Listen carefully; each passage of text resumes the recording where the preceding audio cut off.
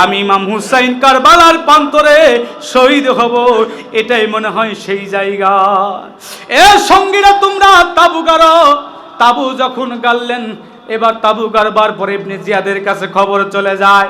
ইবনে জিয়াদ ডাক দিয়ে বলে, যাও তোমরা 4 থেকে 5 জন ব্যক্তি ইমাম হুসাইনের কাছে প্রস্তাব নিয়ে যাও, ইমাম হুসাইন এজিদের নামে খুতবা দিবে কিনা। ইমাম হুসাইন ঘোড়ার উপর থেকে জমিনে পড়ে গেছে। ইমাম হুসাইন জমিনে পড়ে যাওয়ার সঙ্গে সঙ্গে সীমার নামের মালাউন তিনি আসছে, তিনি বুকের উপর উঠে বসেছে।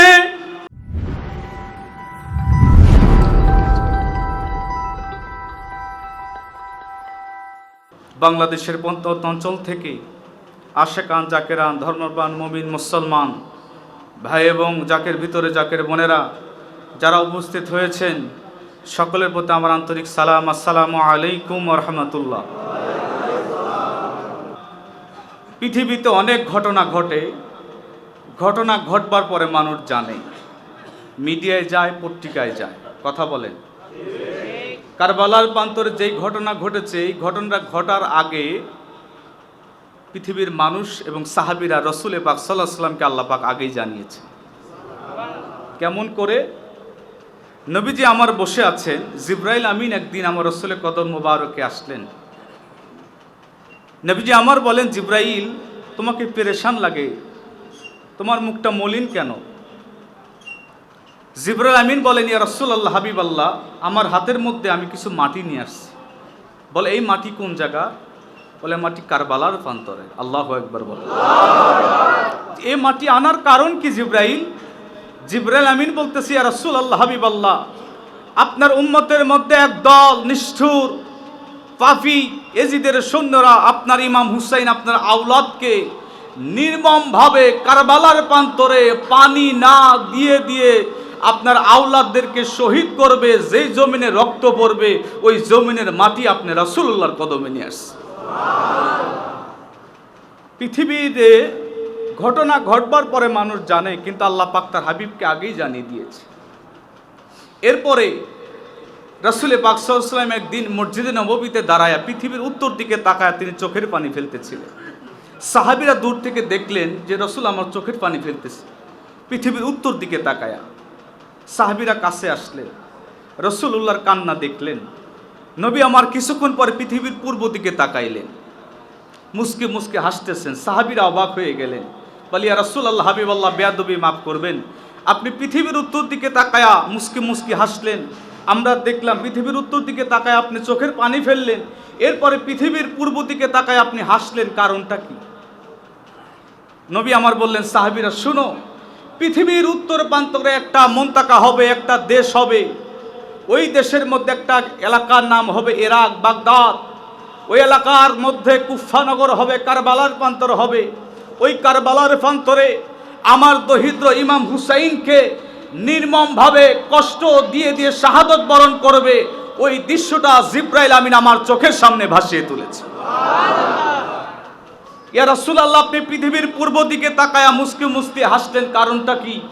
রাসূল আমার বললেন, আমার হাসার কারণটা হলো পৃথিবীর পূর্ব প্রান্তরে একটা মুনতাকা হবে, একটা দেশ হবে, যেখানে আমি রাসূল যাব না, আমার আহলে বায়াতের কেউ যাবে না, আমার সাহাবীরা কেউ যাবে না, তাবে তাবিন কেউ যাবে না।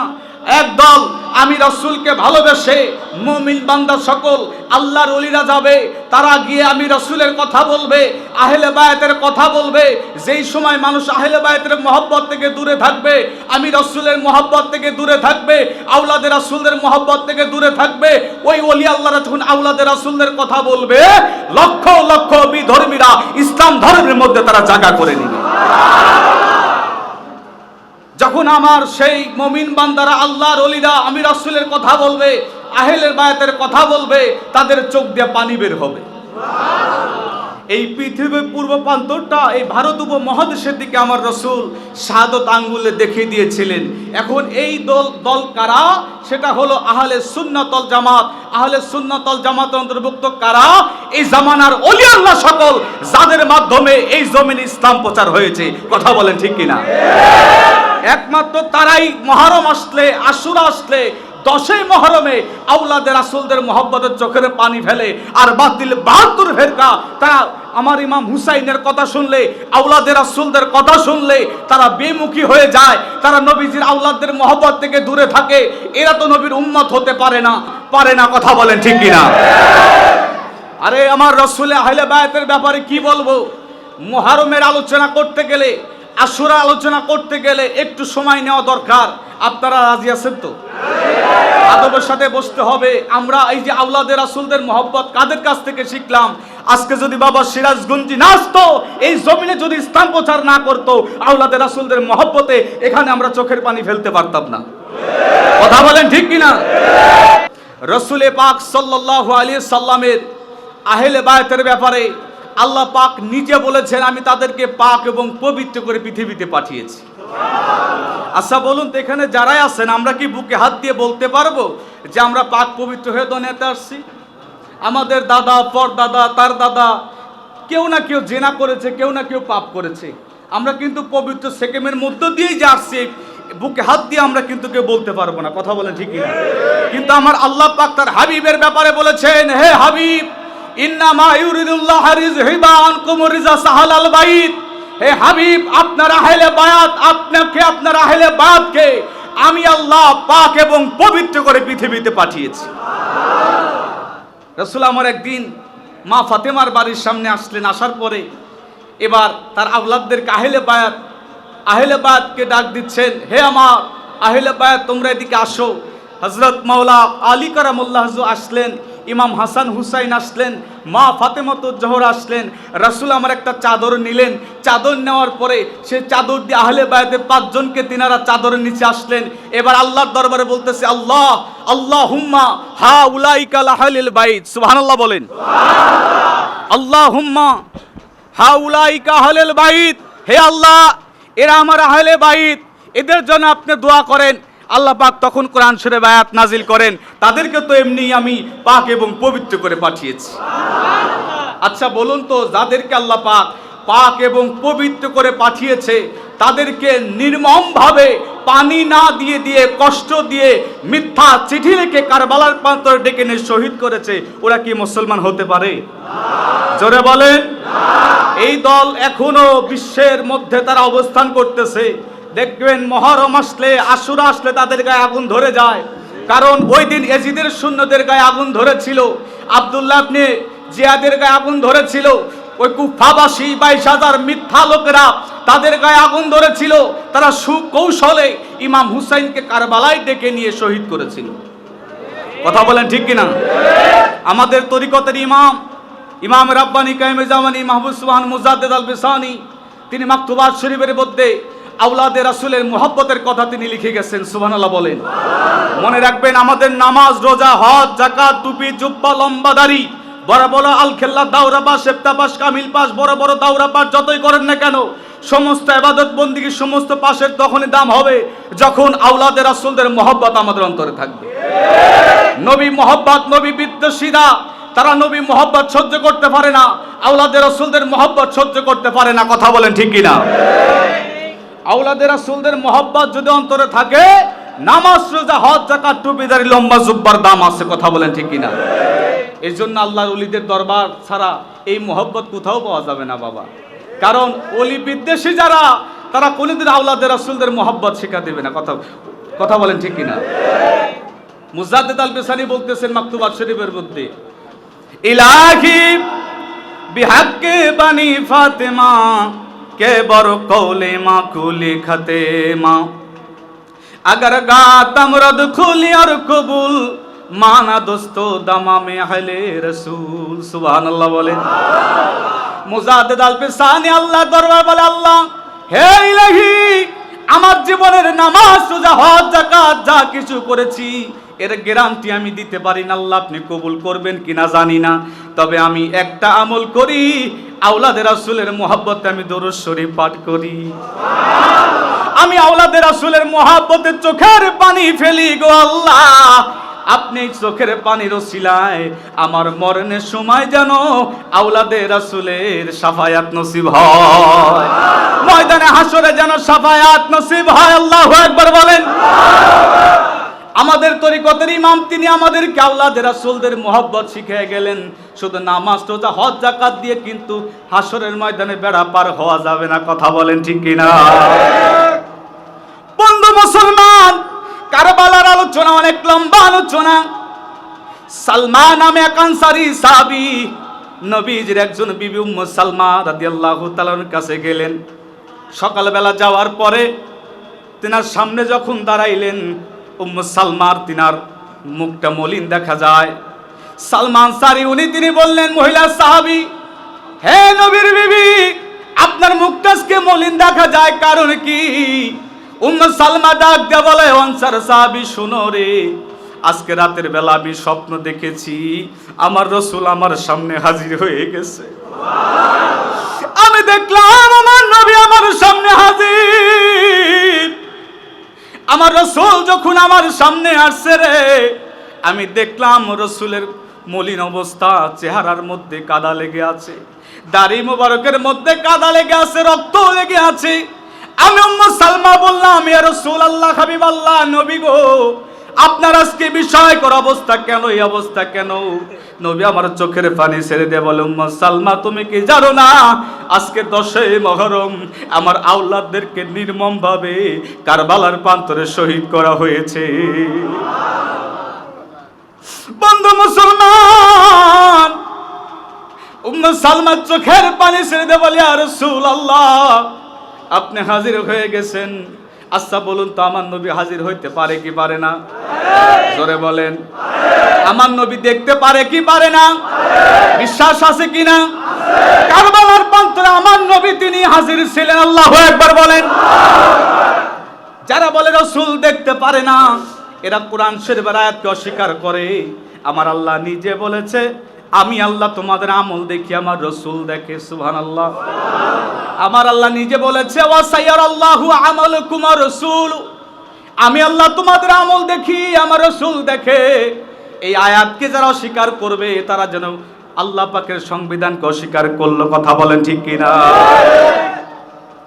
নবী আমার কারবালার প্রান্তরে উপস্থিত ছিলেন। লম্বা ঘটনা, কথা ছিল আমিরে মাবিয়া তিনার পরে ইমাম হাসানকে ক্ষমতায় বসানো হবে, খিলাফতের ভার তিনাকে দেওয়া হবে।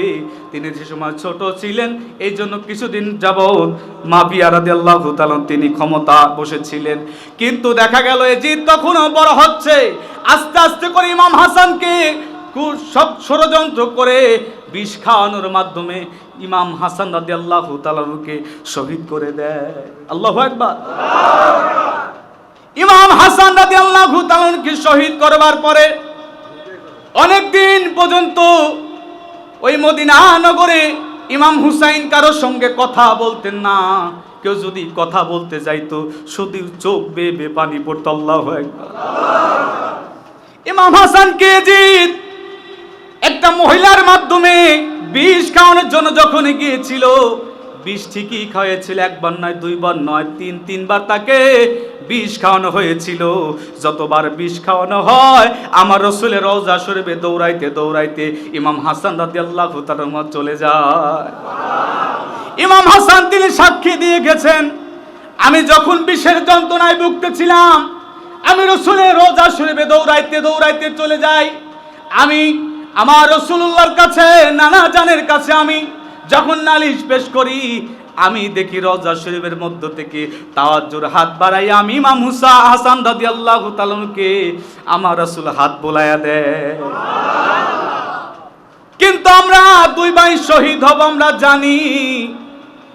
আমার আম্মা জান মা ফাতেমা তো জোহরা বলে গেছে, নবীজির উম্মতের জন্য তোমরা দুই ভাই শহীদ হবা। আমার রাসূলের একটা জীবনের ঘটনা শোনাই। নবীকে 3 দিন পাওয়া যাচ্ছিল না, সাহাবীরা খুঁজে পেরেশান হয়ে গেছে। খুঁজতে খুঁজতে যায় দেখে একটা পাহাড়ের গুহায় নবী আমার সিজদায় পড়ে পড়ে কান্না করে। সাহাবীরা ডাক দিয়ে বলে, ইয়া রাসূলুল্লাহ, আমি আবু বকর আজকে কয়েকদিন হয়ে যায় আপনাকে দেখি না। ওমর রাদিয়াল্লাহু তাআলা বলে, ইয়া রাসূলুল্লাহ, আপনি কি জানেন না আমি একদিন না দেখলে আমার মনের কাছে কোনো শান্তি পাই না। হযরত উসমান রাদিয়াল্লাহু তাআলা কান্দে, ডাক দেয়া বলে, রাসূলুল্লাহ, আর আপনি সিজদায় পড়ে কাঁদবেন না। সেজদা থেকে মাথা উঠান, হুজরা শরীফে ফিরে চলেন। এরপরে নবী আমার সেজদা থেকে মাথা ওঠায় না, নবীজির কান্না আরো বেড়ে যায়। আল্লাহ দরবার বলে, আল্লাহ যতক্ষণ পর্যন্ত না আমার উম্মতকে আপনি মাফ না করবেন, আমি রাসূল সেজদা থেকে মাথা উঠাবো না। রাসূল আমার সেজদায় পড়ে কাঁদতেছেন। মা ফাতেমা জোহরা তিনি পেরেশান হয়ে গেছে। সাহাবীরা ডাক দিয়ে বলি, ইয়া রাসূলুল্লাহ, আমাদের জীবনের যত ইবাদত বন্দেগী যা করেছি আপনি উম্মতের জন্য পাগল, ওই উম্মতের নাজাতের তরে আমাদের আমলগুলো আমরা দিয়া দিলাম। হযরত আবু বকর একই কথা বললেন, ওমর একই কথা বললেন, ইয়া রাসূলুল্লাহ, কাফেরদের কথায় যেই দিন তরবারি নিয়ে আপনার দরবারে আসছিলাম, আপনার ঘাট থেকে মাথা আলাদা করব, ওই দিন আপনার নুরানি চেহারা মোবারক দেখিয়া কালেমা পড়েছিলাম। ওই দিন থেকে শুরু করে যত ইবাদত বন্দেগী যত আমল আমি করেছি, সমস্ত আমল সব আপনার উম্মতের জন্য আমি দিয়া দিলাম। নবীকে আপনি কাঁদবেন না, সেজদা থেকে মাথা উঠান। এরপরেও নবী আমার কান্না বাদ দেয় না। আজকে আমরা কেমন উম্মত হইলাম, নবীর মহব্বত আমাদের চোখ দিয়ে পানি পড়ে না, কথা বলেন ঠিক কিনা? এ বন্ধু মুসলমান, চাই নবী উম্মতের জন্য সারাটি জীবন কাঁদলেন, উম্মত ছাড়া কিছুই বুঝতেন না, সাহাবীদের দিকে তাকাইলেন না। আবু বকর দৌড়াইতে দৌড়াইতে মা ফাতেমার বাড়িতে চলে গেলেন। মা ফাতেমাকে ডাক দিয়ে বলে, আম্মা জান চলেন, রাসূলুল্লাহর খবর পাওয়া গেছে। ইলাহি আলামিন আসমান আর জমিন সৃজন করিলেন আল্লাহ যাহার খাতিরে, নবীজির শানের কথা বলবো গো কারে, নবীজির শানের কথা পারে তোরে বান্দিয়া আমার নবী থাকবে দাঁড়াইয়া, পারে তোরে বান্দিয়া নবী থাকবে দাঁড়াইয়া, ইমাম হাসান হুসাইন রবে দুই কিনারে, নবীজির শানের কথা বলবো গো, নবীজির শানের কথা। মা ফাতেমা খবর পাওয়ার সঙ্গে সঙ্গে ইমাম হাসান হুসাইন দুই ভাইকে নিয়ে দৌড়াইতে দৌড়াইতে ওই পাহাড়ের কাছে আসলেন। আসার পরে দেখে নবী আমার সেজদায় পড়ে আল্লাহর দরবারে কান্নাকাটি করে উম্মতের জন্য নাজাত চায়। মা ফাতেমা ডাক দিয়া বলে, রাসূলুল্লাহ, হাবিবাল্লাহ, আব্বাজান আপনি আর কান্না করবেন না, করবেন না, আপনি সেজদা থেকে মাথা উঠান, আমার দুইটা সন্তান সহ আসছি, আজকে আপনি আর কান্না করবেন না, বাড়ি ফিরে চলেন। আল্লাহু আকবার। এরপরেও নবী আমার সেজদা থেকে মাথা উঠায় না, নবীজির কান্না থামে না। মা ফাতেমা এত ডাকাডাকি করে, আমার রাসূল কারো কথাই শোনে না। সাহাবীরা ডাকতে ডাকতে পেরেশান, আমার নবী কারো কথাই শোনে না, কান্না আরো বেড়ে যায়। মা ফাতেমা হঠাৎ করে জ্বালানি হয়ে গেলেন, ডাক দেয়া বলে, আব্বা জান আপনার সন্তানদেরকে চিনতেছেন না, সাহাবীদেরকে আপনি চিনতেছেন না, উম্মতের জন্য পাগল, সেই উম্মতের জন্য আপনি পাগল হয়েছেন ইয়া রাসূলুল্লাহ, ওই উম্মতের নাজাতের তরে আমার দুইটা সন্তান ইমাম হাসান হুসাইনকে আমি কুরবানি মানত করে দিলাম। এ বন্ধু, কারবালার জন্য প্রথম থেকে শুনতে হবে। ইমাম হুসাইনকে যখন কুরবানি মানত করলেন মা ফাতেমা, আমার আল্লাহ ডাক দিয়ে বলে, হাবিব আপনি সেজদা থেকে মাথা উঠান। আমার নবী সেজদা থেকে মাথা উঠালেন। আমার আল্লাহ ডাক দিয়ে বলে, হাবিব আপনার মেয়ে ফাতেমা জোহরা তার দুইটা সন্তানকে কুরবানি মানত করেছে, আমি আল্লাহ কবুল করে নিয়েছি। আপনার দুইটা নাতি সন্তানের ওসিলায় সমস্ত উম্মতদেরকে আমি জান্নাতের জায়গা করে দিব। কারবালার প্রান্তরে ঘটনা, মা ফাতেমা জোহরা কুরবানি মানত করেছিল। আপনি যে কথা বলতেছিলাম যে ঘটনা ঘটবার পরে মানুষ জানে, কিন্তু কারবালার প্রান্তরে যে ঘটনা ঘটবে, ঘটনা ঘটার আগে আল্লাহ পাক তার হাবিবকে জানিয়েছে। সুবহানাল্লাহ বলবেন। ইমাম হাসান তিনাকে শহীদ করা হলেন। ইমাম হুসাইন কারোর সঙ্গে কথা বলে না। মদিনাবাসী আসে ইমাম হুসাইনের সঙ্গে কথা বলবার জন্য, কারণ তার মনে শোক, নির্মমভাবে তার বড় ভাইকে শহীদ করেছে। কারোর সঙ্গে কথা বলতেন না, মদিনা নগরে। এবার ইবনে জিয়াদের কাছে ইয়াজিদ কুচক্র করে চিঠি লিখলেন, ইবনে জিয়াদ, তুমি ইমাম হুসাইনকে মিথ্যা চিঠি দিয়ে কারবালার প্রান্তরে যদি আনতে পারো, তোমাকে আরো প্রমোশন দেওয়া হবে। নাউজুবিল্লাহ, তোমাকে প্রমোশন দেওয়া হবে। শুধু কুফার গভর্নর না, আমার পরের স্থান তোমাকে থাকবে। অনেক ভাইরা কয় যে ইমাম হুসাইন আওলাদে রাসূলদের শহীদদের ব্যাপারে ইয়াজিদ দোষী ছিল না। নাউজুবিল্লাহ কোন জড়িত ছিল না, সে কিছু জানতো না। নাউজুবিল্লাহ বলেন। এই কথা বললে কি ঈমান থাকবে? জোরে বলে। এই কথা বললে ঈমান থাকবে না, ঈমান তালাক হয়ে যাবে। আওলাদে রাসূলদের মুহাব্বতকে যারা কুটক্র করবে, ইয়াজিদের প্রশংসা নিয়ে যারা ব্যস্ত থাকবে, এরা জাহান্নামী, এরা লান্নত প্রাপ্ত। আমার দেশের কিছু বাতিল ফের কালেম কয় ইয়াজিদকে লান্নত করা যাবে না। কেন করা যাবে না বলেন তো দেখি? ইয়াজিদ লান্নত প্রাপ্ত। আল্লাহ পাক হেদায়েতের দোয়া করতে বলেছেন, হেদায়েত যদি নসিব না থাকে তাকে গজবের কথাও বলেছেন। কথা বলেন ঠিক কিনা? ফিলিস্তিনি মুসলমানদের জন্য দোয়া করতে হবে, আর ইহুদিদের জন্য কি করবেন? দোয়া করবেন? হ্যাঁ, আরে রাসূল তো নজদের জন্য দোয়া করতে পারতেন। আব্দুল ওহাব নজদি, আমার ভাই বলল যে আব্দুল ওহাব নজদির জন্য রাসূল দোয়া করেন নাই কেন? সিরিয়ার জন্য, শামের জন্য, সমস্ত দেশের জন্য দোয়া করলেন। আব্দুল ওহাব নজদির জন্য দোয়া করেন, কারণ রাসূল জানতো যে নজ থেকে আব্দুল ওহাব নজদি নামক এক শয়তানের সিংহ যাবে, আমার উম্মতের মধ্যে ফিতনা সৃষ্টি করবে। এই জন্য আমার রাসূল তার জন্য দোয়া করে নাই। কিন্তু যারা ইসলামের কাজ করব সেই দেশের জন্য রাসূল দোয়া করেছে। কথা বলে ঠিক কিনা? রাসূল তো আমার নিজে দোয়া করা শিখিয়েছে। ইয়াজিদের জন্য আমরা দোয়া করতে পারবো না। কথা বলেন ঠিক কিনা? আমরা ইমাম হুসাইনের পক্ষে, আওলাদে ওলিরা ইমাম হুসাইনের পক্ষে, বাবা সিরাজগঞ্জ ইমাম হুসাইনের পক্ষে, খাজা ইনায়তপুরী তিনি ইমাম হুসাইনের পক্ষে, বাবা শাহজাদপুরী তিনি ইমাম হুসাইনের পক্ষে। আমরা জীবন দিতে হলে ইমাম হুসাইনের পক্ষে দিব, বাঁচতে হলে ইমাম হুসাইনের পক্ষে বাঁচবো। কথা বলেন ঠিক কিনা? তারপরে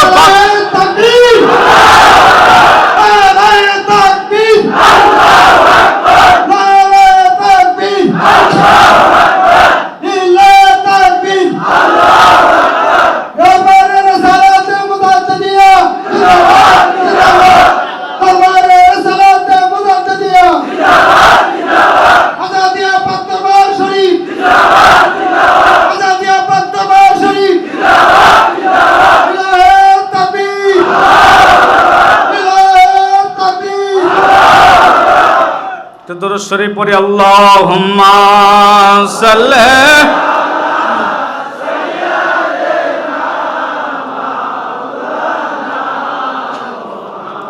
ওয়া আলা আলি সাইয়্যিদিনা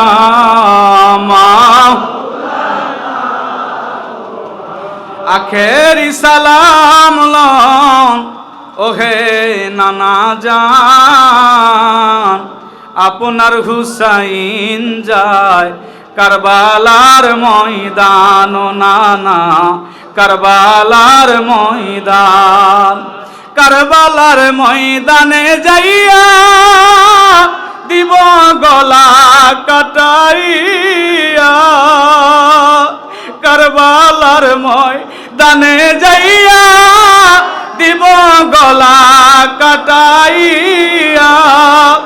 আর নাই আসিব ফিরে, আর নাই আসিব ফিরে মদিনার মাকাম, আপনার হুসাইন যায় কারবালার ময়দান। নানা কারবালার।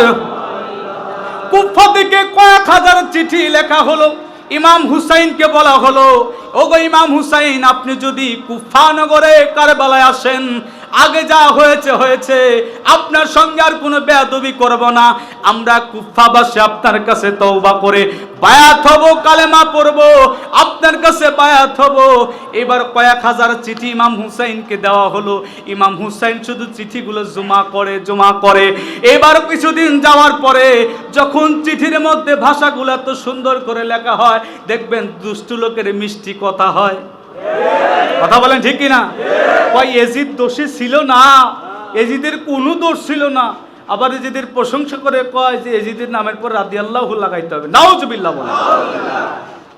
এজিদ গোপন ভাবে ইবনে জিয়াদ সহ কয়েকজনকে নিয়ে তিনি গোপন বৈঠক করে বলে ইমাম হুসাইনকে মিথ্যা সিটিতে যেভাবে হোক কারবালায় আনতে হবে। আনার পরে কি করবা, তার সঙ্গী যারা থাকবে তাদেরকে আটকায় দিবে, বাধ্য করবে আমি এজিদ নামে যেন খুতবা দেয়। যদি আমি এজিদের নামে খুতবা দেয় কুল্লু খালাস, কিছুই করব না। আর যদি আমি এজিদের নামে যদি খুতবা না দেয় তাহলে তার ঘাট থেকে গর্দান আলাদা করে দিবা। যেভাবে হোক আমি এজিদের বশ্যতা স্বীকার করাইতে হবে। নাউজুবিল্লাহ বলে। কেমন মুসলমান, টুপি আছে, জুব্বা আছে, পাগড়ি আছে, আলকিল্লা আছে, ওরাও নামাজ পড়ে, ওদের ইমাম আছে, ওদের সব কিছু আছে, তসবি টিপে। মনে রাখবেন এই মুনাফিকের দল রসুলের পিছনেও ছিল। 470 জন মুনাফিক একসাথে খাবার খাইতো, রসুলের সাথে কথা বলতো, আবার নামাজ পড়তো, তসবি টিপতো, আমার রাসূলকে মারার ষড়যন্ত্র করেছিল। মসজিদের মধ্যে মাওলা আলীকে যারা শহীদ করেছিল তারাও টুপিওয়ালা জুব্বাওয়ালা ছিল। উসমান রাদিয়াল্লাহু তাআলাকে বাড়ির মধ্যে 6 মাস আটকায় রেখে খাবার না দিয়ে কষ্ট দিয়ে যারা শহীদ করেছিল এরাও টুপি জুব্বাওয়ালা ছিল। কারবালার প্রান্তের ইমাম হুসাইনকে যারা শহীদ করেছে এদের মধ্যে 3000 মুফতি ছিল, হাফেজে কোরআন ছিল 5000। বুঝছেন নি? টুপি জুব্বা লম্বা দাড়ির দাম কখন হবে? যখন আওলাদে রাসূলের মহব্বত অন্তরে থাকবে। কথা বলে ঠিক। ইমাম হুসাইনকে চিঠি দেওয়া হয়, আপনি আসেন, আমরা কিছুই করব না। ইমাম হাসানকে শহীদ করেছে কারা আমরা জানি না, আপনি যদি আসেন আপনার হাতে বায়াত হব। চিঠি লিখলেন, কয়েক হাজার চিঠি জমা করলেন। আব্দুল্লাহ ইবনে আব্বাস রাদিয়াল্লাহু তাআলা, ইবনে আব্বাস রাদিয়াল্লাহু তাআলা জীবিত ছিলেন। মুরব্বী সাহাবীদেরকে ইমাম হুসাইন ডাকলেন যে আমি কারবালার প্রান্তরে কুফা নগরে যাব কিনা, চিঠি দিচ্ছে, আপনারা কি বলেন? তখন মুরব্বী সাহাবীরা বলল, ইমাম হুসাইন, কুফার মানুষ কিন্তু তাদের চিঠির রং ভালো, কিন্তু তরবারি আঘাত কিন্তু ভালো না, অতএব যাওয়ার দরকার নাই। পরামর্শ দিলেন। এরপরে ইমাম হুসাইন তিনি একটা দোটানে পড়ে গেলেন। উনি ফায়সালা চাওয়ার জন্য কারো কাছে গেলেন না, চলে গেলেন রাসূলের রওজা শরীফ। আমার নবীর রওজা শরীফে যাইয়া জিয়ারত করে মুরাকাবায় বসলেন। নবী আমার ডাক দে বলে, ইমাম হুসাইন, মনে কি নাই তোমার আম্মা ফাতেমা তুজ জহরা আমার মেয়ে তোমাদের 2 ভাইকে কুরবানি মানত করেছিল রে, তোমাকে যাইতে হবে কারবালার প্রান্তরে। আখেরি সালাম লন ওহে নানা জান, আপনার হুসাইন যায় কারবালার ময়দান। নানা কারবালার ময়দানে যাইয়া দিব গলা কাটাইয়া, আর নাই আসিব ফিরে নানা, আর নাই আসিব ফিরে মদিনার মাকাম। আপনার হুসাইন যায় কারবালার ময়দান। নানা কারবালার। ইমাম হুসাইন রওজা শরীফ থেকে রাসূলের জিয়ারত শেষ করে রাসূলুল্লাহ বললেন, ইমাম হুসাইন যাইতে হবে কারবালার প্রান্তরে।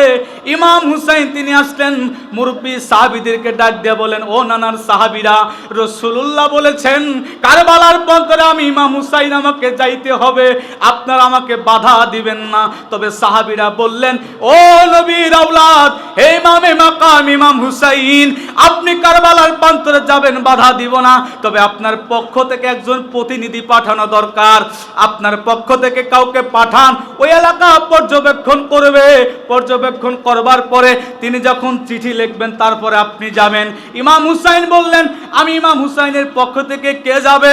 মুসলিম বিল আকিল নবীজির সাহাবী দাঁড়িয়ে গেলেন, আওলাদে রাসূল মুসলিম বিল আকিল দাঁড়িয়ে গেলেন, বলে, ইয়া ইমাম হুসাইন, আপনি যদি অনুমতি দেন আমি মুসলিম বিল আকিল আপনার পক্ষ থেকে কুফা নগরে যাব, ওখানকার ব্যবস্থা কেমন পর্যবেক্ষণ করব। এরপর আপনার কাছে চিঠি লেখার পরে আপনি সবাইকে নিয়ে কারবালার প্রান্তরে যাবেন। মুসলিম বিল আকিল বলার সঙ্গে সঙ্গে ইমাম হুসাইন মুস্কি হাসি দিয়া বললেন, মুসলিম বিল আকিল তুমি যাইবা, ঠিক আছে, আমি ইমাম হুসাইন তোমাকে অনুমতি দিলাম। মুসলিম বিল আকিল যাবে। তার 2টা সন্তান ছিল, 2টা সন্তানকে রেখে মুসলিম বিল আকিলের বিবি ইন্তেকাল করেছে, 2টা সন্তান। নাবালক দুইটা সন্তান কান্না শুরু করেছে। ডাক দিয়ে বলে, আব্বা জান আপনি একা যাবেন, আমরা কার কাছে থাকবো? আমাদের মা নাই, আপনার সঙ্গে আমরা যাইতে চাই। দুইটা বাচ্চা কান্না থামায় না। ইমাম হুসাইন দূর থেকে দেখলেন দুইটা বাচ্চা পিছন থেকে বাবাকে টেনে ধরে। আল্লাহু আকবার।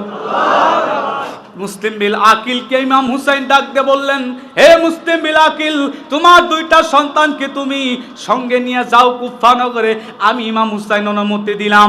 মুসলিম বিল আকিল তিনি খাবার বর্ষ করলেন, খাবার তিনি নিলেন, মশক ভর্তি পানি নিলেন, নেওয়ার পরে কুফা নগরে রওনা হয়ে গেলেন। ওখানে হেঁটে হেঁটে যাইতে যাইতে প্রায় 28 থেকে 30 দিন সময় লাগে। আল্লাহু আকবার। মুসলিম বিল আকিল গেলেন, যাওয়ার সঙ্গে সঙ্গে কুফাবাসী আহলান সাহলান বলে তাকে স্বাগতম জানায়। মুসলিম বিল আকিলের সামনে এসে বলে, এ মুসলিম বিল আকিল, আগে যা ঘটে গেছে আপনি কিছু মনে করবেন না। ইমাম হুসাইনের নামে আপনার হাতে আমরা 22,000 কুফাবাসী বায়াত হয়ে নিলাম। মুসলিম বিল আকিল হাতে বায়াত হলেন। ইবনে জিয়াদ কিন্তু আগেই জানে মুসলিম বিল আকিল তিনি আসছেন। খবর চলে গেছে কুফার গভর্নর হাউসের মধ্যে। মুসলিম বিল আকিল তেনার দুইটা সন্তান কিনে প্রবেশ করেছে। ইবনে জিয়াদ যখন খবর পাইলেন, পাওয়ার পরে কুফাবাসীকে ডাক দিয়ে বললেন, অ্যালাউন্স করে দিলেন, হে কুফাবাসী শোনো, মুসলিম বিল আকিলের পক্ষ কেউ নিতে পারবে না, মুসলিম বিল আকিলকে কেউ খাবার দিবা না যতক্ষণ পর্যন্ত না মুসলিম বিল আকিল এজিদের বশ্যতা স্বীকার করে, এজিদের নামে খুদ বানা দিবে, তাকে তোমরা কোনো সাহায্য করতে পারবে না। এই খবর এলাকার মধ্যে পৌঁছে যায়। আল্লাহু আকবার। এ বন্ধু, বড় কষ্টের ঘটনা। যেই লোকগুলো কিছুক্ষণ আগে বায়াত হলো 22,000 কুফাবাসী, তাদের মধ্যে অনেক আলেম ছিল, জ্ঞানী লোক ছিল। ওই মানুষগুলো ইবনে জিয়াদের ঘোষণা পাওয়ার সঙ্গে সঙ্গে প্রত্যেকের ঘরের মধ্যে দরজা লাগায়া দেয়। নাউজুবিল্লাহ। প্রত্যেকের ঘরের মধ্যে দরজা লাগায়া দেয়। মুসলিম বিল আকিল বড় তৃষ্ণার্ত, খাবার খায় নাই, বড় ক্ষুধার্ত, পানি তৃষ্ণার্ত। কুফাবাসীকে ডাক দিয়ে বলে, কুফাবাসী, আজকে কয়েকদিন ধরে সফরে বের হয়েছি, খাবার ফুরায় গেছে, তোমরা খাবার দাও। এবার কুফাবাসী ডাক দিয়ে বলে, না, ইবনে জিয়াদ বলেছে তোমাকে যদি খাবার দেই আমাদেরকে এই কুফা থেকে আমাদেরকে তাড়াইয়া দিবে, অতএব আমরা খাবার দিতে পারবো না। আল্লাহু আকবার। এক ফোঁটা পানি দাও। মুসলিম বিল আকিল পানি চাইলেন, পানিও কেউ দিল না, যার যার ঘরের মধ্যে দরজা লাগাইয়া দিলেন। মুসলিম বিল আকিল চোখের পানি নিয়ে বলে, এ কুফাবাসী, কিছুক্ষণ আগেই তো তোমরা বলেছিলা যা হয়েছে হয়েছে, তোমরা ইমাম হুসাইনের নামে বায়াত গ্রহণ করেছো, আর আমাদের সঙ্গে খারাপ আচরণ করবে না, এখন কেন এই অবস্থা? আচ্ছা বলুন তো, 22,000 কুফাবাসী তারা সবাই ঘরে দরজা লাগাইলো, তাইলে মুসলমান কয়জন ছিল? সরে বলে, মুসলমান খুঁজতে গেলে খুব কম। আমাদের দেশে তো খালি গরু খাওয়া মুসলমান। কথা বলেন ঠিক কিনা? কুরবানি আসলে জবাই করে ফ্রিজে কত গোস্ত ঢুকানো যায়। কথা বলেন ঠিক কিনা? বাড়ির পাশে মিসকিন না খায় থাকে, গরিব না খায় থাকে, ওদিকে খবর নাকি বিয়েই বাড়ি পাঠায় গোস্ত। কথা কন না কেন? আর ইসলামের ব্যাপারে জবরদস্তি তো আছেই, বাড়াবাড়ি তো আছেই।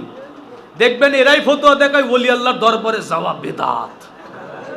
বড় গলায় বলে বেদাত, মানে যত বেদাত সব উনারা বোঝে, আল্লাহর ওলিরা বেদাত বোঝে না। আরে আল্লাহর ওলিরা না আসলে ইসলাম কি, হুসাইন ইসলাম কি আমরা বুঝতাম না। কথা বলে ঠিক কিনা? একদল কয় এজিদ ইসলাম, হুসাইন ইসলাম। আরে এজিদের কোন ইসলাম ছিল? হ্যাঁ, ওই ইসলামের কোন লোক? জোরে বলেন। অতএব এজিদের কোন ইসলাম, ইসলাম শব্দের তার নামের পর ব্যবহারই করা যাবে না। ইসলাম হলো হুসাইন ইসলাম, সেই ইসলামের ধারাবাহিকতা আল্লাহর ওলিরা আসছে। আর এজিদের বংশধর তারা ইমাম হুসাইনের কথা শুনতেই পারে না, আওলাদের রাসূলদের বিদ্যাচরণ করে। তাদের প্রশংসা নিয়ে আমাদের বর্তমান মসজিদগুলোতে বেশি প্রশংসা হইতেছে। এজিদের কোনো দোষ ছিল না।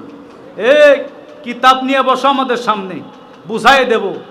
মিশকাতের মধ্য থেকে ঘটনা আছে, হাররার যুদ্ধ, কারবালার যুদ্ধের পরে ঘটনা ঘটবার পরে হাররার যুদ্ধ করে এজিদ তিনি সৈন্য দল গঠন করে মসজিদের নববী পবিত্র স্থানে ধ্বংসরাজ্য চালিয়েছিল।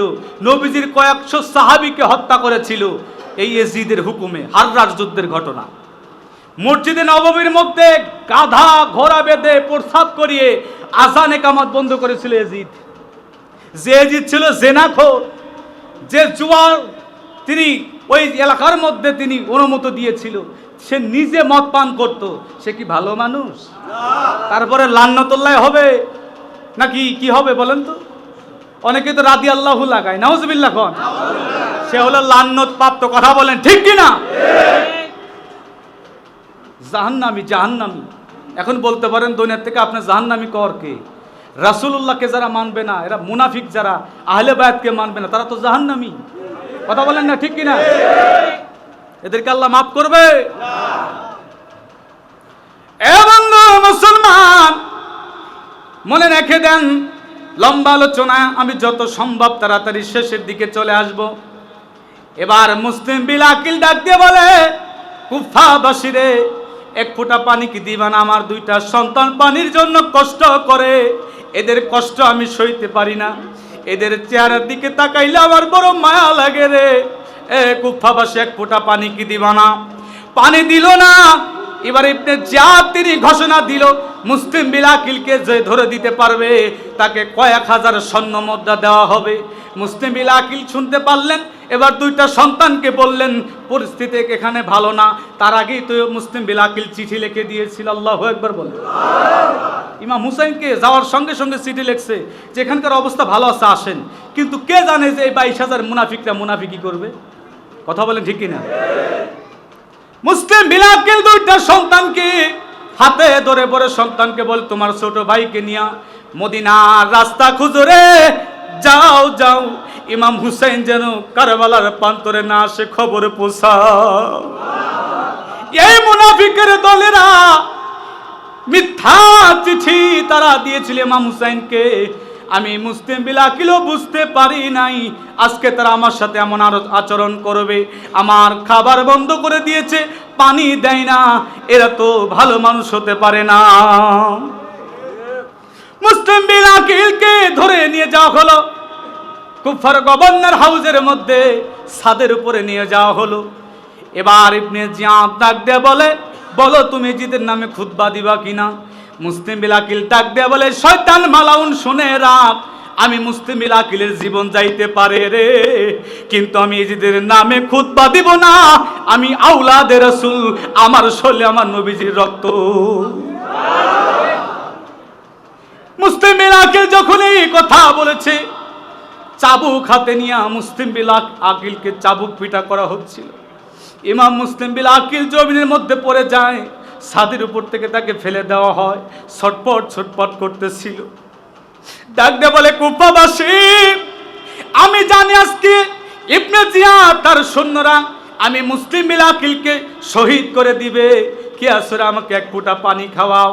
কুফার একটা বৃদ্ধ শয়তান একটা মালাউন ডাক দে বলে, তোমাকে দুনিয়ার কোনো পানি দেওয়া যাবে না, জাহান্নামের পানি খাও গিয়ে। মুসলিম বিল আকিল ডাক দে বলে, শয়তান মালাউন শুনে রাখ, দুনিয়ার পানি আমি মুসলিম বিল আকিলকে লাগবে না, আমার নানা রাহমাতাল লিল আলামিন হাউজে কাউসারের পানি নিয়া আমি মুসলিম বিল আকিলের জন্য অপেক্ষায় আছি। মুঝে কো ফাওয়ালো मुसाफिर न समझो, मैं आया नहीं हो भुलाया गया हो, मैं आया नहीं हो भुलाया गया हो। अल्लाहु আকবার। ইমাম হুসাইন 9 জিলহজে তিনি রওনা হলেন। 1 মাসের কাফেলা মুসলিম বিল আকিল চিঠি দিয়েছিল। ইমাম হুসাইন 72 জনের কাফেলা নিয়ে কুফা নগরের দিকে রওনা হয়ে গেছে। 1 মাসের কাফেলার মধ্যে বাজান তার সঙ্গে মহিলারা ছিল, বালক সন্তান শিশু বাচ্চারা ছিল। একদল বলে ইমাম হুসাইন যুদ্ধ করার জন্য আসছে। নাউজুবিল্লাহ কোন। আগেকার দিনে যুদ্ধের জন্য একটা ফায়সালা ছিল, সুরাহ ছিল, যুদ্ধের ময়দানে কোনো মহিলা আসবে না, যুদ্ধের ময়দানে কোনো বাচ্চা আসবে না। আচ্ছা, ইমাম হুসাইন যদি যুদ্ধ করার জন্য যাইতো, তার সাথে কি মহিলা থাকতো, বাচ্চারা থাকতো? ইমাম হুসাইন যুদ্ধ করার জন্য যাই নাই, কালেমার দাওয়াত দিতে গেছে। ভুল বোঝানো হয়, ভুল বোঝানো হয়। আমাদের দেশের মসজিদে মেম্বারে ভুল বোঝানো হয়। এজিদের প্রশংসা নিয়ে ব্যস্ত থাকো, ইমাম হুসাইনের কথা বললে গায়ে আগুন জ্বলে। কথা বলেন। এক মাসের কাফেলা কুফা নগরে প্রবেশ করবে, ইরাকের বর্ডার, কুফার বর্ডার। এবার ইমাম হুসাইন সাহাবীদেরকে বললেন, ও সঙ্গীরা তোমরা একটু দাঁড়াও। কাফেলা দাঁড়াইলেন, কাফেলায় দাঁড় করাইয়া ইমাম হুসাইন দাঁড়ায়া দাঁড়ায়া চোখের পানিগুলো ছেড়ে দিয়ে কাঁদতেছে। সাহাবীরা, আওলাদে রাসূলদের সফর সঙ্গীরা, ৭২ জনের কাফেলা যারা ছিল, ডাক দে বলে, ইমাম হুসাইন তুমি দাঁড়াইয়া চোখের পানি ফেলে কান্না করো কেন? ইমাম হুসাইন ডাক দিয়া বলে, আমার মনটা বলে আমরা মনে হয় ইরাকের জমিন কারবালার প্রবেশ করতেছি। কাফেলায় যাইতে পারলাম না, কাফেলায় যাইতে পারলাম না, কাফেলায় থাকতে পারলাম না, কাফেলায় যাইতে এজিদ সেনা সীমারে সে হুসাইনের বুকে বসে ছুরি দিয়ে কাটে গলা, বাঁচতে পারলো না, কাফেলায় যাইতে পারলাম না, কাফেলায় থাকতে না, কাফেলায় যাইতে পারলাম না, কাফেলায়। ইমাম হুসাইন ৭ই মুহররমে বর্ডার ক্রস করলেন, ৮ই মুহররমে তিনি কুফা নগরে আসলেন। লোকেদের কাছে বলে, ও এলাকাবাসীরা, এলাকার নামটা কি আপনারা কি বলতে পারবেন?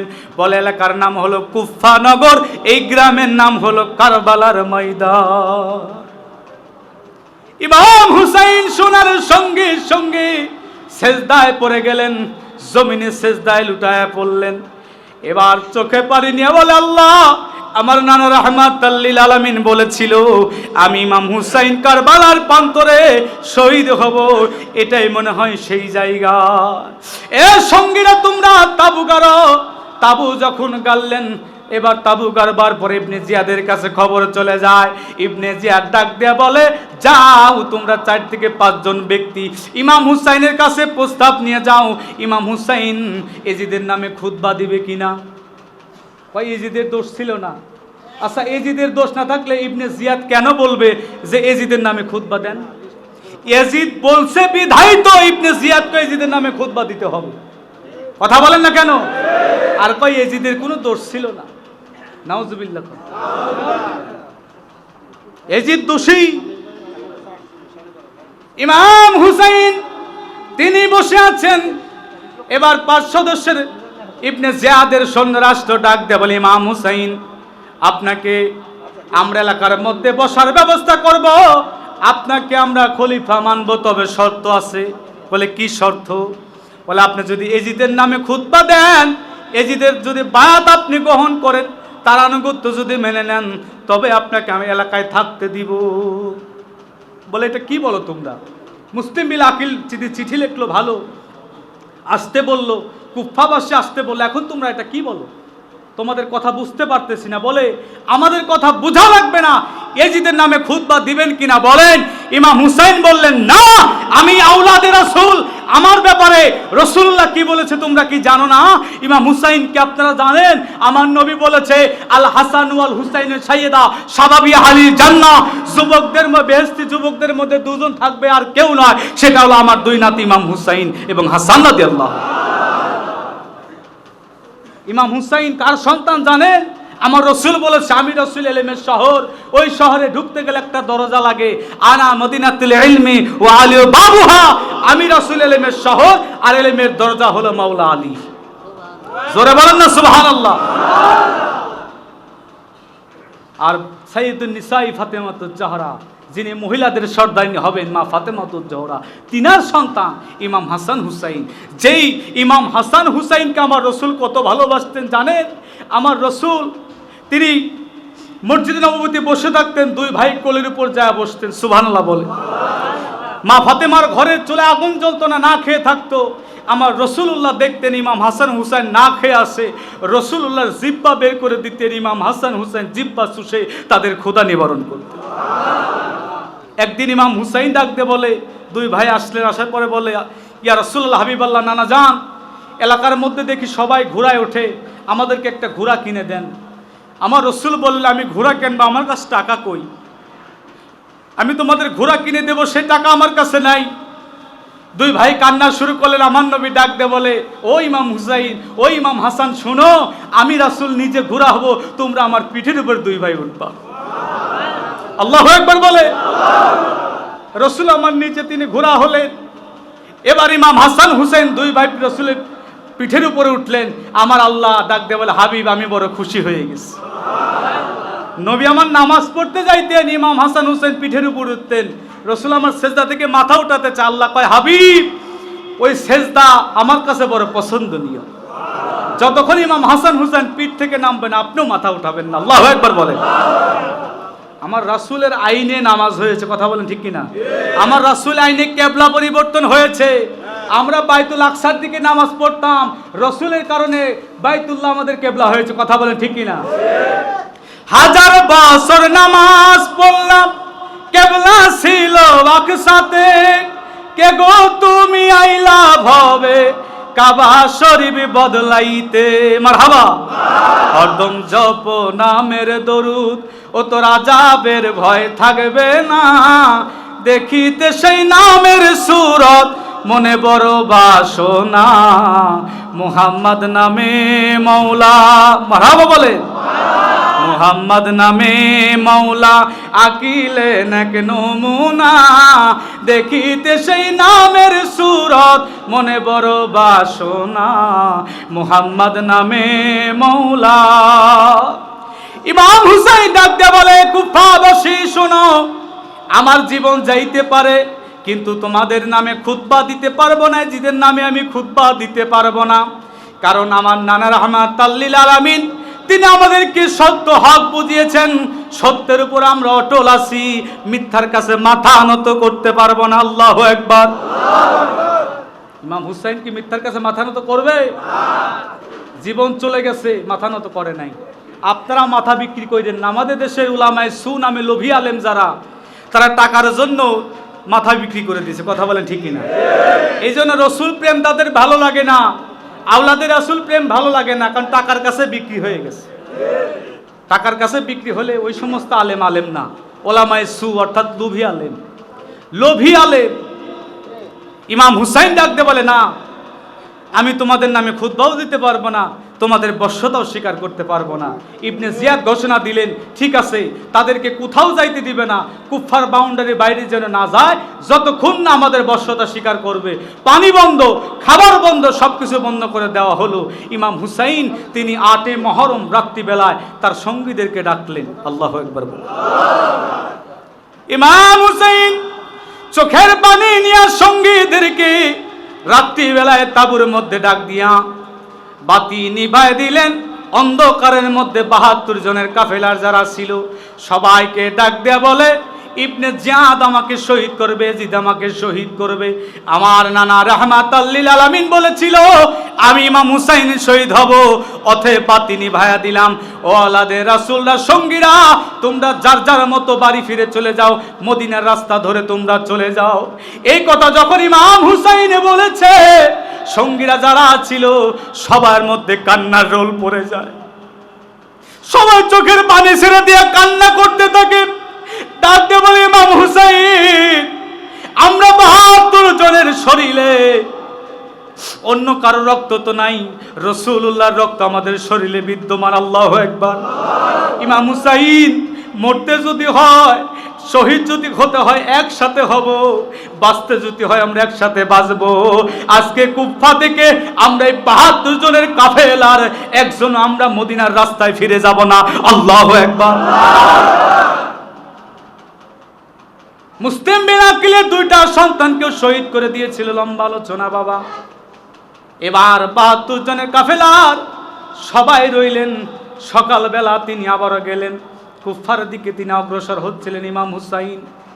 এবার যাইতে দেওয়া হয় না, কুফফার ফুরাত নদী ঘিরে রাখছে, পানিও দিবে না। একে একে সাহাবীরা ডাক দেয়, এ কুফফাবাসী, আমরা তো কোনো অন্যায় করি না, অপরাধ করি নাই, এক ফোঁটা পানি দাও আমাদের এই হাউজের মধ্যে, আমাদের এই বসক ভর্তি পানি নিব, তোমরা আমাদের পানির ব্যবস্থা করো, তোমাদের কাছে খাবার চাই না আমরা। আল্লাহু আকবার। এ বন্ধু মুসলমান, ওই কুফফার গভর্নর হাউস থেকে বলা হলো যতক্ষণ পর্যন্ত না এজিদের বশ্যতা স্বীকার করবে ততক্ষণ পর্যন্ত ফুরাতের পানি তাদেরকে দেওয়া হবে না। পানি ইমাম শিবিরে ফুরায় গেছে, বসকে ফুরায় গেছে, কারণ 1 মাসের কাফেলা, 8 জিলহজ 9 জিলহজ যদি রওনা হয়, 1 মাসের কাফেলা, খাবার তো আর থাকে না। কথা বলেন ঠিক কিনা? ইমাম হুসাইন ডাক দিয়ে বলেন, এই জিদের সৈন্যরা, একটু পানির ব্যবস্থা করে দাও। আচ্ছা বলুন তো, ইমাম হুসাইনের পাওয়ার কম না বেশি? ইমাম হুসাইন যদি বলতো, হে কুফফার পানি, হে পানি, তুমি আমাদের কাছে আসো, আওলাদের রাসূল পানি খাবে, আসতো কিনা? জোরে বলেন। বিশ্বাস হয়? হয়তো। আচ্ছা, নবীর আওলাদদের কথা বাদ রাখলাম, আওলাদদের গোলামের গোলাম, গোলামের গোলাম, গোলামের গোলাম, ভারত উপমহাদেশে একজন আল্লাহর ওলি আসছে, যিনি হলো খাজা আজমিরি রহমাতুল্লাহ আলাইহি। কথা বলেন ঠিক কিনা? রাজা পৃথ্বীরাজ যখন তাকে বললে এই ফকিরকে কোনো পানি দেওয়া যাবে না, খাবার দেওয়া যাবে না, পৃথ্বীরাজ যখন এই কথা বলছে, খাজা কুতুবউদ্দিন যা কয়, ওগো খাজা বাবা, এই রাজা তো আমাদেরকে পানি বন্ধ করে দিয়েছে, কিছুই দিতে চায় না। বলে পানি লাগবে না, রাজার যত পানি আছে, আইনা সাগরের পানি, কূপের পানি, টিউবওয়েলের পানি, আমার এই লুটার মধ্যে চলে আসবে। আল্লাহু আকবার বলে। আসছিল কিনা? রাজা কয়, এ কেমন ফকির রে? হ্যাঁ, সিরাজগঞ্জের এই মাঝখানে শহরে একজন কুতুব, একজন আল্লাহর ওলি আছে বিদায় শহরবাসী আজকে তোমরা নদী ভাঙন থেকে বেঁচে আছো। আল্লাহর ওলির ইজ্জতের কারণে আল্লাহ রক্ষা করে। কথা বলে ঠিক কিনা? এই সিরাজগঞ্জ রহমাতুল্লাহ আলাইহি, এখানে রহমত পালন হয়, আল্লাহকে ডাকা হয় রহমতের সময়। আর 3টার সময় তো মসজিদে তালা মাইরে ইমাম সাহেবরা যা নাক ডেকে ঘুমায়। কথা বলেন ঠিক কিনা? তো যেখানে আল্লাহকে ডাকা হয়, নবী কি আর রহমাত আলিল আলামিন ডাকা হয়, সেই জমিনকে আল্লাহ রক্ষা করবে। কথা বলেন ঠিক কিনা? আল্লাহর ওলিদের কারণে আল্লাহ পৃথিবীতে রহমত বর্ষণ করে। মনে রাখো, তোমরা তো মাসির বাড়ি খাইতে খাইতে নদী বানা ফেলাইছো উটের ভুড়ির মতো, হালাল হারাম বোঝার মতো কোনো আর এখতিয়ার নাই। কথা বলেন ঠিক কিনা? হালাল কোনটা হারাম কোনটা তার বোঝার তোমাদের কোনো আর সেই বুঝটা নাই। খালি বোঝো অলি আল্লাহর দরবারে যাওয়া বেদাত, গরু নেওয়া বেদাত, ছাগল দেওয়া বেদাত, চাউল দেওয়া বেদাত, যত কিছু উনার বাড়িতে নিয়ে যাও। হ্যাঁ, মসজিদে মেম্বারে বসে কয় আজাদিয়া দরবার শরীফে ওই যে বেদাতিরা যাচ্ছে গরু ছাগল নিয়ে বেদাত বেদাত বলে ফতোয়া দিচ্ছে, ও উনার বাড়ি একটা ডিমের খোসাও কেউ নেয় না, এই জন্য উনার মন বেজা। আজাদিয়া রহমাতুল্লাহ উনার আওলাদরা যদি, হুজুর পাক যদি বলতো এই শহরের মধ্যে যত মসজিদ আছে প্রত্যেক মসজিদে ইমাম সাহেবকে ওরস শরীফ করার পর 2টা করে গরু দেওয়া হবে, তাহলে ফতোয়া উল্টে যাইত। কথা কন না কেন? বাবা বেয়াদবি মাফ করবেন, কিছু কথা বলতেই হবে, কারণ ওলি আল্লাহর দরবার। কথা বলে ঠিক কিনা? ওলি আল্লাহর ওয়াজ আমাদের করা লাগে না, ওলি আল্লাহর ওয়াজ আল্লাহ নিজে করে। আল্লাহ বলেছে, আলা সাবধান, ইন্না নিশ্চয় আউলি আল্লাহি, আমার পক্ষ থেকে যারা ওলি হয়, লা খাউফুন, তাদের কোনো ভয় নাই, ওয়ালা হুম ইয়াহজানুন, তাদের কোনো চিন্তা নাই। তারা কবরের সওদা শুরবে, মাজার পাকে শায়িত হওয়ার পরেও দুনিয়াতে যত পাওয়ার আল্লাহ তাদেরকে দিয়েছিল, মাজারে শোয়ার পরে 70 গুণ পাওয়ার বেশি আল্লাহ ওলি আল্লাহদেরকে দিয়েছে। ইলাহে তাকবীর, ইলাহে তাকবীর। ওলি আল্লাহর দুশমন যারা ধ্বংস হোক, ধ্বংস হোক। ওলি আল্লাহর দুশমন যারা, ওলি আল্লাহর দুশমন যারা, আল্লাহর দুশমন যারা, এ ভাইরা আমার, দরবারে আজাদিয়া পাক দরবার শরীফ, আজাদিয়া পাক দরবার শরীফ, ইলাহে তাকবীর। ইমাম হুসাইন ডাক দিয়ে বললেন, সঙ্গীরা রে, একটু ধৈর্য ধারণ করো, দেখি পানি আনতে পারি কিনা। নবীজির একজন নাতি, তিনার নাম ছিল আব্বাস সালান্দার। এই আব্বাস সালান্দার, তেনাকে বলা হলো, যাও আব্বাস সালান্দার একটু পানি নিয়ে আসো। তাদেরকে বিনয়ীভাবে বলো, পানি দিবে কিনা। ওই যে খাজা মঈন চিশতির কথা বলতেছিলাম, আয়না সাগরের পানি শুকায় গেছে, টিউবওয়েলে চাপ দেয় পানি নাই, পুকুরে পানি নাই। এবার রাজা পিতৃরাজ বলে, হুজুর আমার বেয়াদবি হইছে। বিপদে না পড়লে ওলি আল্লাহ চিনে না, বিপদে পড়লে কয় ওলি আল্লাহর বাংলাদেশ, রহম করো আল্লাহ, বাঁচাও আল্লাহ। বিপদে পড়লে ওলি আল্লাহর মাজার জিয়ারত করতে আসে, বিপদ চলে গেলে আর খবর থাকে না। কথা বলেন ঠিক কিনা? ইমাম হুসাইন ডাক দিয়ে বলে, এ আব্বাস যাও একটু পানি দেয় কিনা যাও। ইবনে আব্বাস তিনি চলে গেলেন, আব্বাস সালান্দার তিনি চলে গেলেন। এজিদের সৈন্যদেরকে বলা হলো, এজিদের সৈন্যরা, আমি আব্বাস সালান্দার আওলাদে রাসূল, একটু পানির জন্য আসছে, একটু পানি দাও। পানি তারা বলল না, দেওয়া যাবে না। আব্বাস সালান্দার তিনি সহ্য করতে পারলেন না, বলে পানি যদি না দাও, আসো, আমি আব্বাস সালান্দার আসছে, আমার তরবারির সামনে আসো। আওলাদে রাসূলদের গায়ে এত শক্তি ছিল, তরবারি যখন চলাইতেছিল হাজার হাজার এজিদের সৈন্যরা কচু কাটা হতেছিল। একজন আওলাদে রাসূল গায়ে, আওলাদে রাসূলদের গায়ে 40 জন পুরুষের শক্তি থাকে। আল্লাহু আকবার বলে। আওলাদে রাসূলদেরকে আল্লাহ পাক এবং পবিত্র করে দুনিয়াতে পাঠাইছে। আপনার আমাকে পাক এবং পবিত্র করে পাঠাই নাই। যাদের ব্যাপারে আল্লাহ কোরআনে আয়াত নাজিল করছে, ইন্নামা ইউরিদুল্লাহু লিইয়ুযহিবা আনকুম রিজসা আহলাল বাইত ওয়া তাতহিরাকুম তাতহিরা। আল্লাহ বলেন তাদেরকে আমি পাক এবং পবিত্র করে দুনিয়াতে পাঠাইছি। তো যারা পাক এবং পবিত্র তাদের ব্যাপারে সন্দেহ করলে তার ঈমান নাই। কথা বলে। আব্বাস সালান্দার এবার তরবারি নিয়ে যত মুনাফিকের দল সামনে আসে কচু কাটা করতেছিল, যাইতে যাইতে আব্বাস সালান্দার এবার নদীর মধ্যে ঝাঁপ দিলেন, পানির মধ্যে ঝাঁপ দিলেন।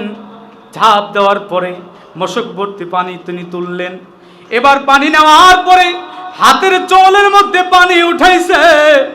আব্বাস সালান্দার পানির দিকে তাকায়া চোখের পানি ছেড়ে দিয়ে বলে, আজকে কয়েকটা দিন না খাওয়ারে ক্ষুধার যন্ত্রণা সহ্য করতে পারি না। আমি আব্বাস সালান্দারও না খাওয়া পানির তৃষ্ণায় কষ্ট করি। আজকে পানি খাওয়ার জন্য আমি হাতের মধ্যে নিয়েছি, ওদিকে আওলাদে রাসূলরা পানি না খেয়ে কষ্ট করে। আমার ইমাম হুসাইনকে পানি না খাওয়ানো পর্যন্ত আমি আব্বাস সালান্দার পানি মুখে দিব না। আব্বাস সালান্দার তিনি পানি মুখে দিলেন না, পানি ফেলে দিলেন। মশক ভর্তি পানি নিয়ে যখন উপরে চলে আসলেন, এইবার আব্বাস সালান্দার আবারও যুদ্ধ শুরু করলেন, কিন্তু পিছন থেকে বল্লমের আঘাত দিয়া পিঠের মধ্যে আব্বাস সালান্দারকে ঢুকে দেওয়া হয়।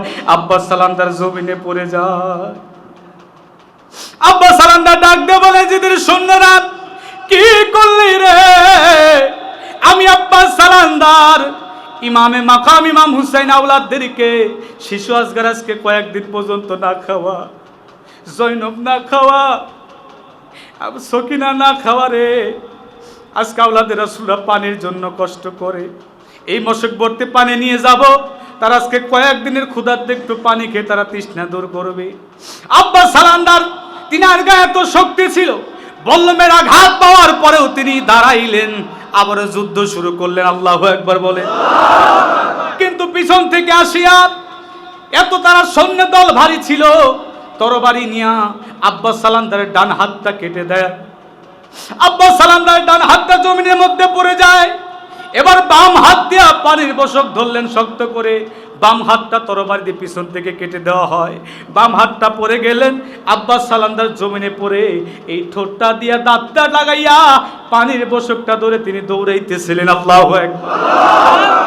আর তিনি বলতেছিলেন, ইমাম হুসাইন তাড়াতাড়ি আগায় আসো রে, আমি আব্বাস সালান্দার মনে হয় বাঁচলাম না, তাড়াতাড়ি পানি নিয়ে আওলাদে রাসূলদেরকে পানি খাওয়ানোর ব্যবস্থা করো। আব্বাস সালান্দার জমিনের মধ্যে পড়ে গেলেন। দূর থেকে আরো কয়েকশো বল্লমের আঘাত করা হলো। আব্বাস সালান্দার ডাক দিয়ে বলে, ইমাম হুসাইন রে তাড়াতাড়ি আসো, তোমার কোলের মধ্যে একটু মাথা রাখতে চাই। আব্বাস সালান্দার ইমাম হুসাইন আগায় আসলেন। ইমাম হুসাইনের কোলের মধ্যে মাথা রেখে ডাক দিয়ে বলে, ইমাম হুসাইন আমার হলো না রে, আপনাদেরকে পানি খাওয়ানোর ভাগ্য হলো না, আমি আওলাদে রাসূলদেরকে পানি খাওয়াইতে পারলাম না। বেয়াদবি মাফ করবে, ইমাম হুসাইন টেনে টেনে ইমাম শিবিরের দিকে নিয়ে যাচ্ছিল। আব্বাস সালান্দার বলে, ইমাম হুসাইন আমি পানি খাওয়াইতে পারলাম না, আমি আর এই অবস্থায় আপনার শিবিরে ফিরে যেতে চাই না।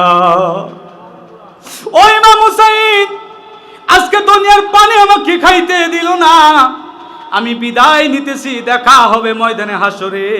আমার নানা রাহমাতাল লিল আলামিন আমার জন্য হাউজে কাউসারের পানি নিয়ে দাঁড়িয়ে আছে। এ বন্ধু, লম্বা আলোচনা। 9 মুহররমে ইমাম হুসাইন গেলেন শিশু আসগারকে নিয়ে। সকিনা ডাক দিয়ে বলে, জয়নব ডাক দিয়ে বলে, ভাই এই যে দেখেন আপনার বাচ্চা না খেয়ে কত কষ্ট করে, যান একটু পানি খাওয়াই নিয়ে আসি। শিশু আসগারকে নিয়ে গেলেন, ডাক দিয়ে বলে, ফুরাতের পানি, এ কুফাবাসীর একটু পানি দাও। তারা বললে যে বশ্যতা স্বীকার করো। ইমাম হুসাইন বললেন, না, এই জিদের বশ্যতা স্বীকার করতে পারবো না।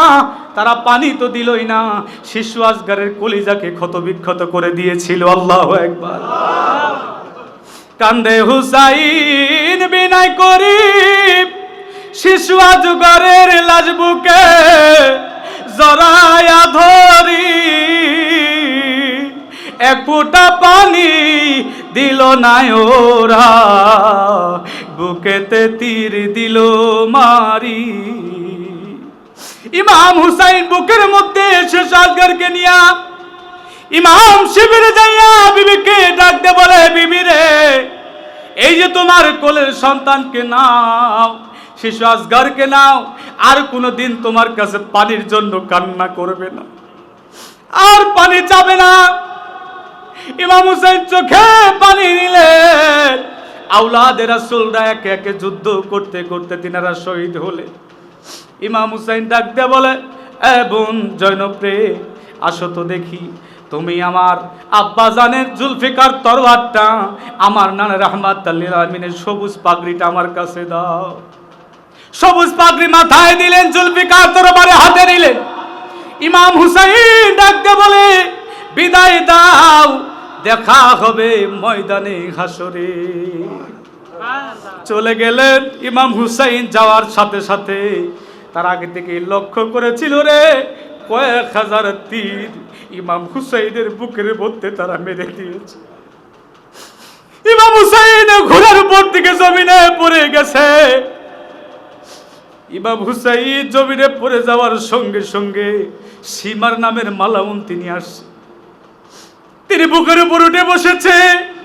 ইমাম হুসাইন ডাকতে বলে, সীমা রে, আমার নানা রাহমাতাল লিল আলামিন আমাকে একদিন বলেছিল তোমার রক্তের মধ্যে একটা কুত্তা মুখ লাগাইছে, কারবালার প্রান্তরে তোমাকে শহীদ করবে যে সীমা, সে একটা কুত্তা। আমি ইমাম হুসাইন জানি তুমি একটা মালাউন। শোনো রে, আমাকে 2 রাকাত নামাজ পড়তে দাও, 2 রাকাত নামাজ পড়তে দাও, 2 রাকাত নামাজ পড়তে দাও। 2 রাকাত নামাজ তাকে পড়তে দেওয়া হয়েছিল, কিন্তু কষ্টে তিনি পড়েছিলেন। আল্লাহু আকবার বলে। ইমাম হুসাইনের বুকের মধ্যে উঠে ছুরি দিয়া গলার মধ্যে লাগায়, কিন্তু কাটতে পারে না।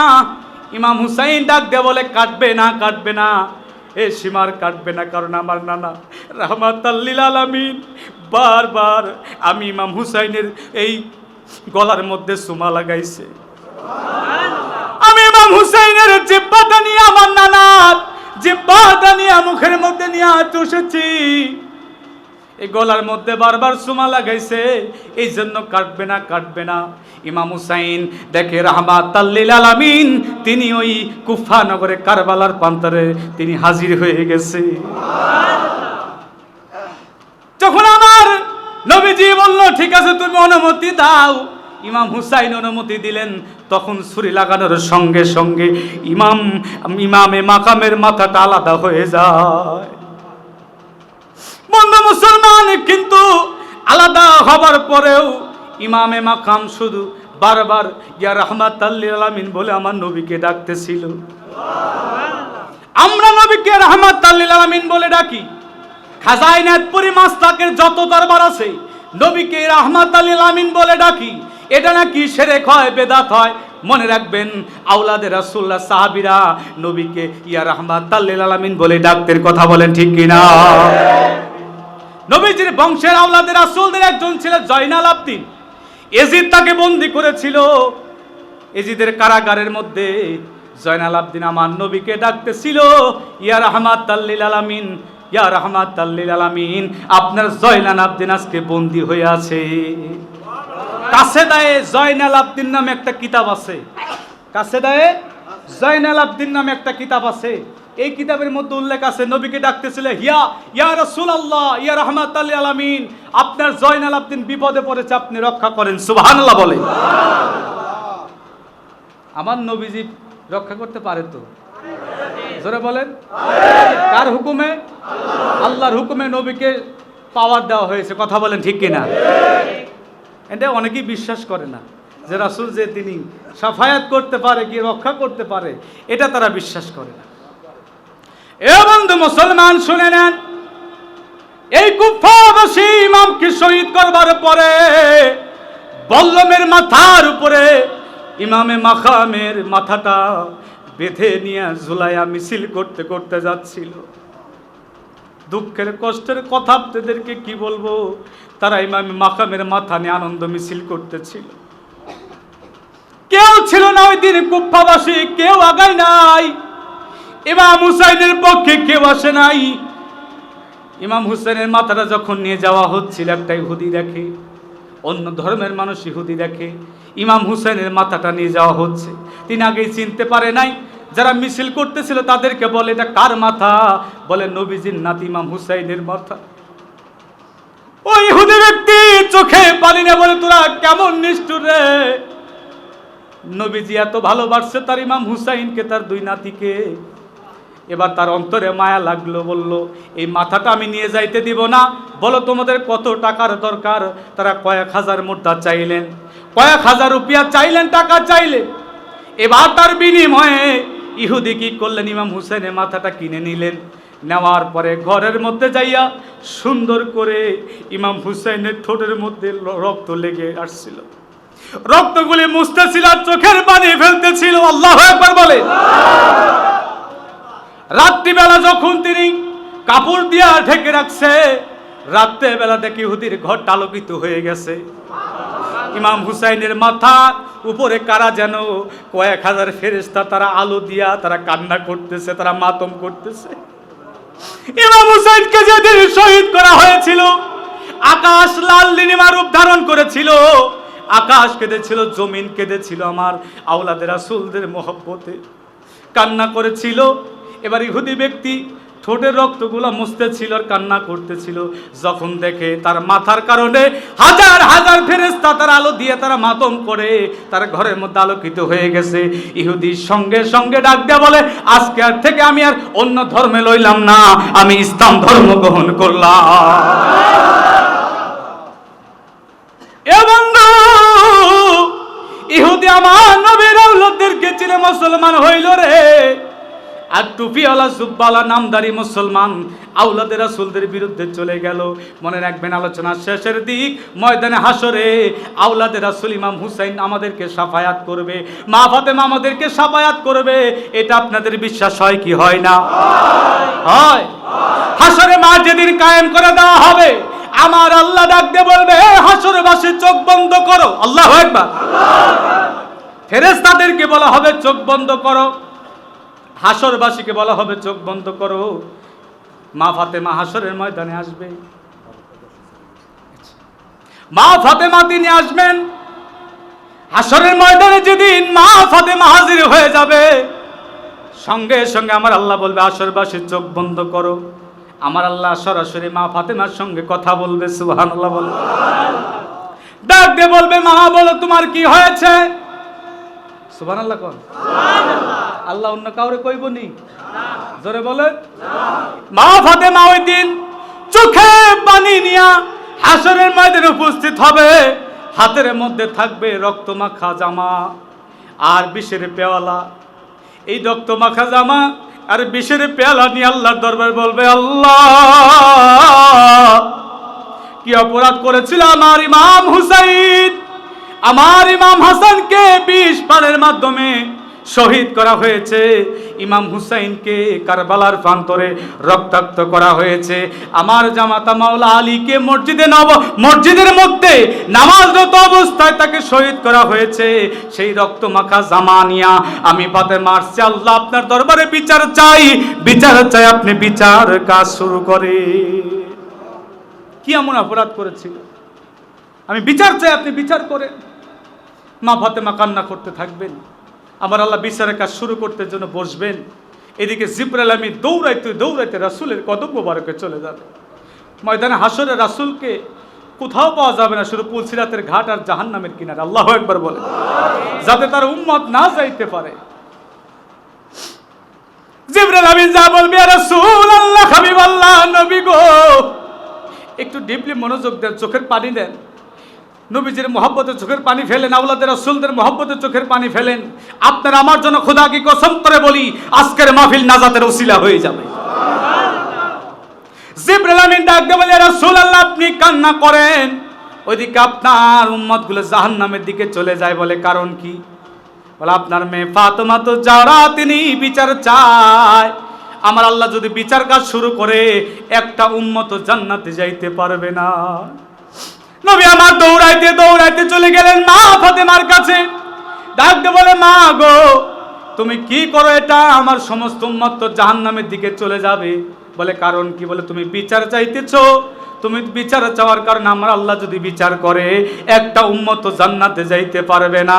মা ফাতেমা সরাসরি সিজদায় পড়ে বলবে, ইয়া রাসূলুল্লাহ, হাবিবাল্লাহ, নবী গো, আমি বিচার চাই না। আমি তো দুনিয়া থেকে বলেছিলাম আমার 2টা সন্তান উম্মতের নাজাতে তরে তারা কুরবানি হবে, শহীদ হবে। আমি তো আল্লাহর কাছে দোয়া করেছিলাম, আল্লাহ কবুল করেছিল। আমি বিচার চাই না গো।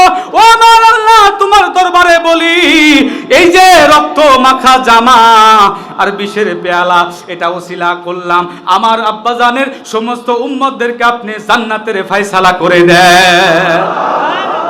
ইলাহি আলামিন, আসমান আর জমিন সৃজন করিলেন আল্লাহ যার খাতিরে। নবীজির শানের কথা বলবো গো কারে, নবীজির শানের কথা পারে তরি বান্দিয়া আমার নবী থাকবে দাঁড়াইয়া, পারে তরি বান্দিয়া নবী থাকবে দাঁড়াইয়া। ইমাম হাসান হুসাইন রবে 2 কিনারে, নবীজির শানের কথা বলবো গো কারে, নবীজির শানের কথা। মা ফাতেমা ডেকে কয়, উঠো তোমরা নবীর নাই। মা ফাতেমা ডেকে কয়, উঠো তোমরা নবীর নাই।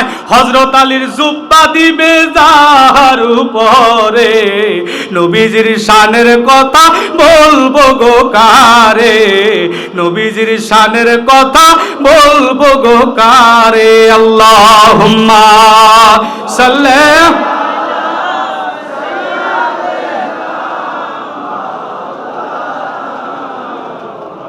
ওয়ালা আলে সাইয়্যিদিনা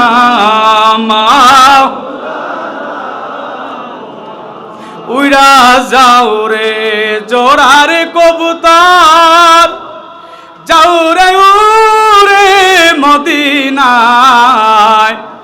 আজ বুঝি রে কারবালার আগুন লেগেছে মোর কলিজায়। আল্লাহুম্মা সাল্লি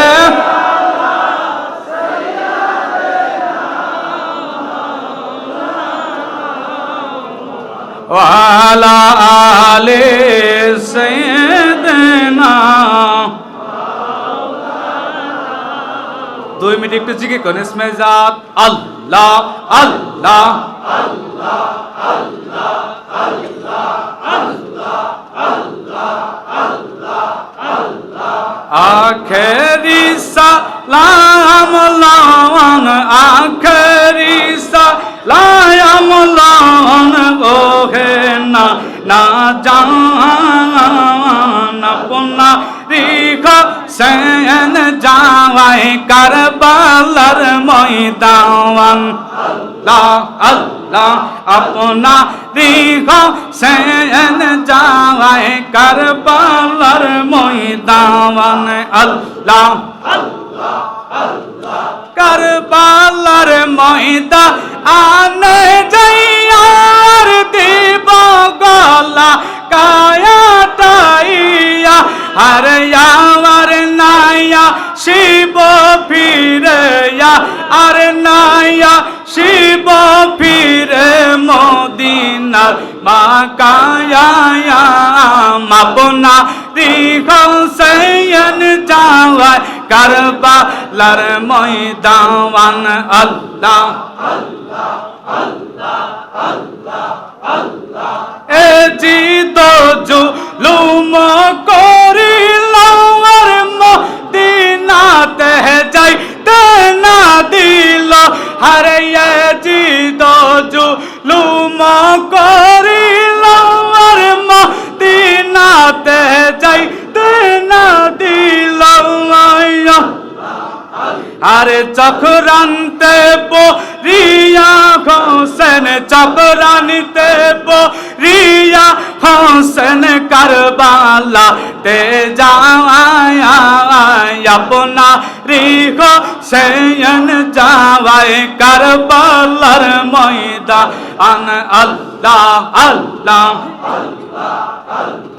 কান্দে রে সাহারা বানর কোলে লইয়া দুধের শিশু হারে কান্দে রে সাহারা বানর কোলে লইয়া আরে দুধের শিশু আরাইয়া এক বিন্দু পানি দিয়া রে এক বিন্দু দিয়া বাঁচাও শিশুর বায়ান আপনা হোসেন যায় কারবালার ময়দান আপনা হোসেন যায় কারবালার ময়দান খেরিসা লায়াম লানা খেরিসা লায়াম লান গোখে না না যা আয়ান আপনা হোসেন যায় কারবালার ময়দান আল্লাহ